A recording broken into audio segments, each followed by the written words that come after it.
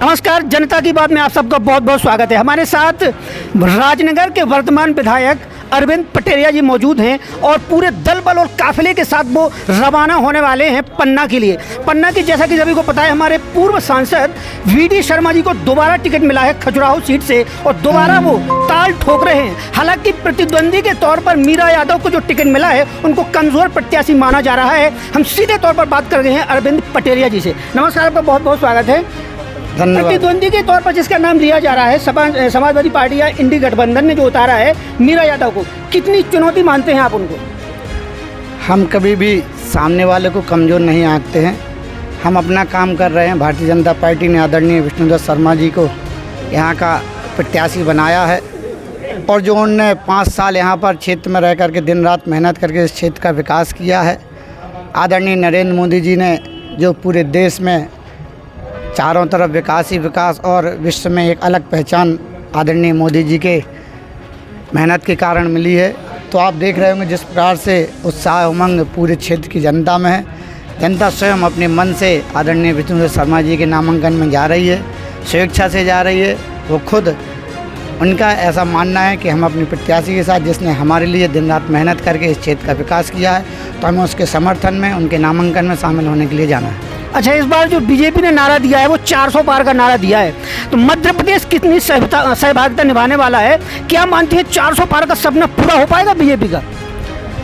आदरणीय नरेंद्र मोदी जी ने और हमारी भारतीय जनता पार्टी ने जो एक नारा दिया है 370, भारतीय जनता पार्टी और एनडीए गठबंधन 400 पार, निश्चित रूप से जिस प्रकार का देश का माहौल है, नरेंद्र मोदी जी के लिए जिस प्रकार से देश की जनता आतुर है, पुनः तीसरी बार नरेंद्र मोदी जी को प्रधानमंत्री देखना चाह रही है जनता, तो निश्चित रूप से हमें तो लगता है कि 400 के पार भी हम और भी आगे जाकर जाएंगे और जो मोदी जी और भारतीय जनता पार्टी का जो नारा है उसको पूरा करके दिखाएंगे। अच्छा, इस बार ये खास तौर पे एक चर्चा की जा रही है, राम मंदिर को लेकर चर्चा की जा रही है कि राम मंदिर का मुद्दा जो है बीजेपी के लिए प्लस पॉइंट साबित होने जा रहा है, बहुत बम्पर तरीके से उसका लाभ होगा। आप मानते हैं क्या ऐसा?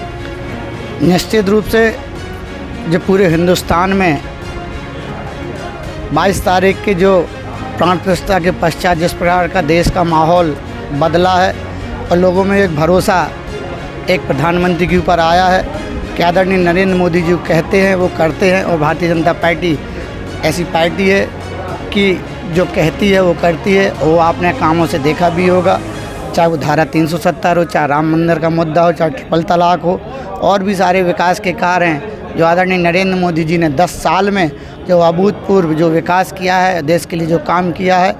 तो जो राम मंदिर का जो फैसला आया है, राम मंदिर का जो निर्माण हुआ है, राम लला जो विराजमान हुए हैं अयोध्या में, तो पूरे देश में जो सनातनियों में, हिंदू धर्म को मानने वाले लोगों में जिस प्रकार का उमंग है और मोदी जी के प्रति जो विश्वास जागा है, तो निश्चित रूप से 400 पार जाएगा। अंतिम सवाल बस यही है कि खजुराहो के लिए अगर दोबारा से वीडी शर्मा जी को जनता चुनती है तो क्या प्राथमिकताएं रहेंगी खजुराहो के लिए, छतरपुर ज़िले के लिए और ख़ास तौर पर इस पूरे अंचल के लिए? चुनती है तो ये मुझे लगता है ये सवाल करना उचित नहीं होगा।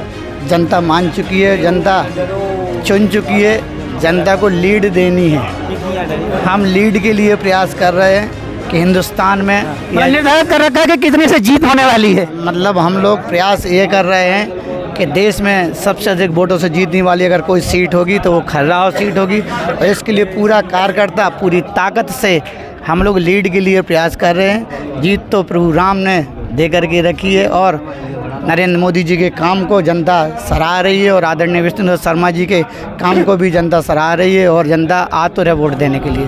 तो ये थे हमारे साथ विधायक अरविंद पटेरिया जी।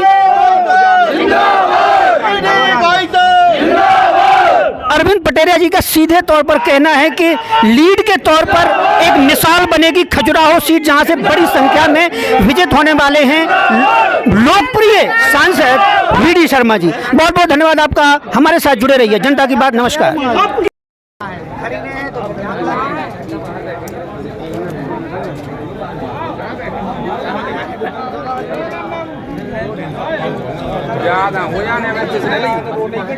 आओ आओ तुम्हारे इंटरव्यू लेना तो आओ।